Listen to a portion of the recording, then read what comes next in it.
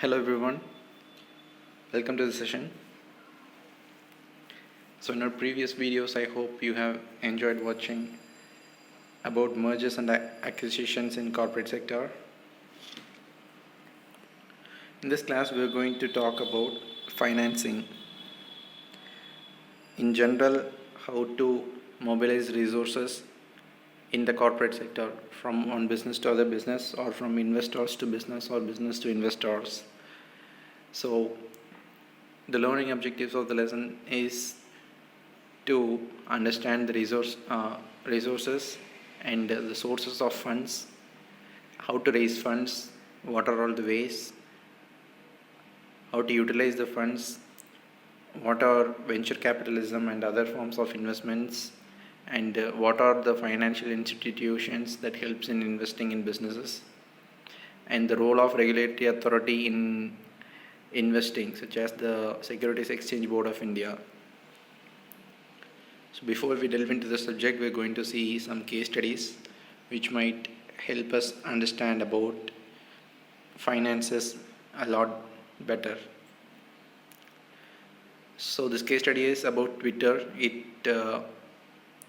starts with how Twitter emerged as a social media platform starting in 2006, and when it has some only few thousand users to in the present day about more than 200 million users. So obviously, when there is social media that gives out this much amount of users on a daily basis, it will have a lot of content spreading around, and all the social media has to use is to make some category of the content into advertisement. And if there is advertisement circling around with the view of 200 million people every day, the company will start making money. So that's how the social media platforms earn money through advertising. So Twitter is one such example of how to make better use of advertisements. So Twitter has started generating about 582.8 million, or about more than $500 million per annum in advertisement revenue, and that is about 100% more than its ad revenue in the year 2012. So that is a huge rise in the revenue of a business. For any startup, that is an incredible rise. So that was in 2012. So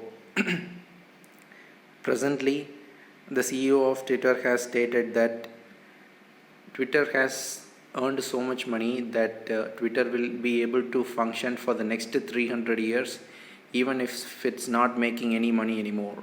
So Twitter has earned billions of dollars in ad revenue over the years, that it has saved all this money, and it will be able to function properly without any problem for the next 300 years, even if it is not making any revenue for the next 300 years. So its money making potential has minted the company with an estimated market value of $10 billion. But to be honest, I feel like that is a very understated price. $10 billion for a company like Twitter is actually less than what it is worth for a company that is expected to run for the next 300 years seamlessly. So, but to be starting with, all these credits goes to not only the design of the social media networking, and not only the techniques to reap revenue from ad, mainly to the finances, the financiers and the investors who have started to invest in the Twitter's business. So that was the IPO brought back in 2012. IPO refers to initial public offering.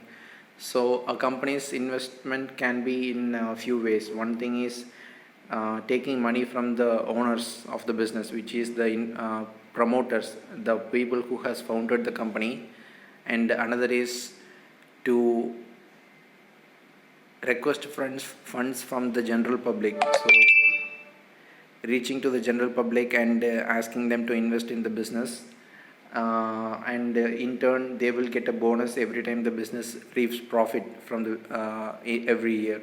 So therefore, Twitter has gone public in the year 2012, and through the act called Jumpstart Our Business Startups Act, or JOBS, which was signed by President Barack Obama. So from this we know only one thing, that finance is the key word. Finance is the key for any business, whether it be the funds generated by the business or the funds that is invested or business. Finance is the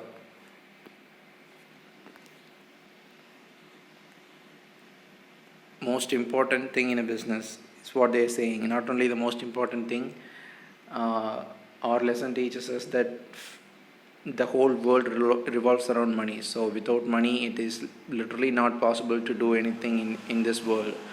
So every business faces with difficult situation over its lifetime, and every entrepreneur and business manager is faced with difficulty of decision making processes, and it is the capacity or capability of the decision makers that leads the business to either profit or loss, or a disaster or an opportunity, all in the hands of the entrepreneur.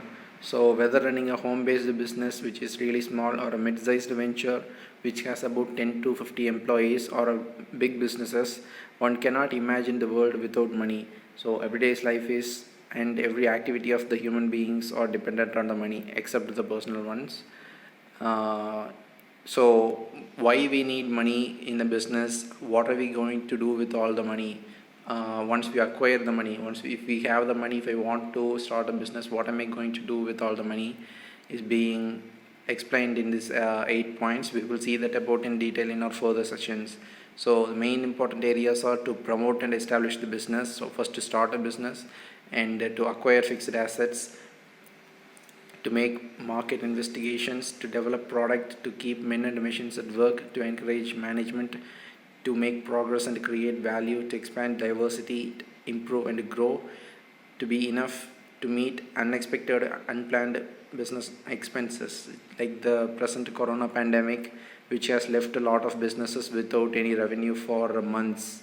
So if a business didn't have enough resources or revenue savings from its previous months or the previous year, it will definitely be forced to take a loan after the business starts to function, to make its expenses going, and to meet all its needs.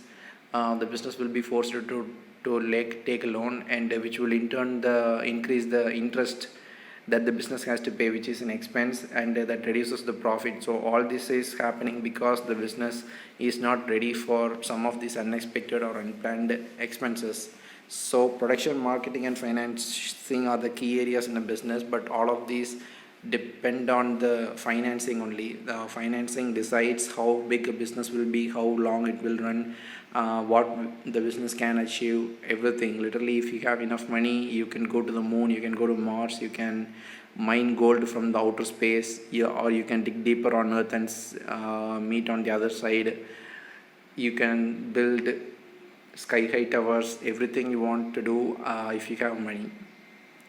But the main questions that is to be asked before starting any business is, how much money is required, and where will the money come from, and when does the money will be available. So how much money is required? The first step, you need to calculate how much amount of money you will require for the business to keep it running. Obviously it is not a single number. Over the years you will find the number changing depending on the expansion of your business or the expenses that you need meet on a daily basis. Second thing is the money. Where will the money come from?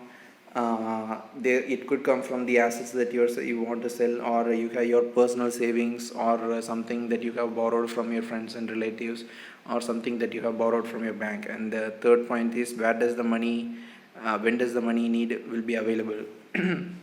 It is a question of time. So it's not only that, even if you are sure that you will have if you need 10 lakhs, you will have 10 lakhs, and if you need a source, and you will have a source that will pay you 10 lakhs, it is there is also a question when it will be available. So a money that is not available when it is needed is no money at all, simply. So the only value of money is that it should be available at the right time, at the right place, then only it has the most value.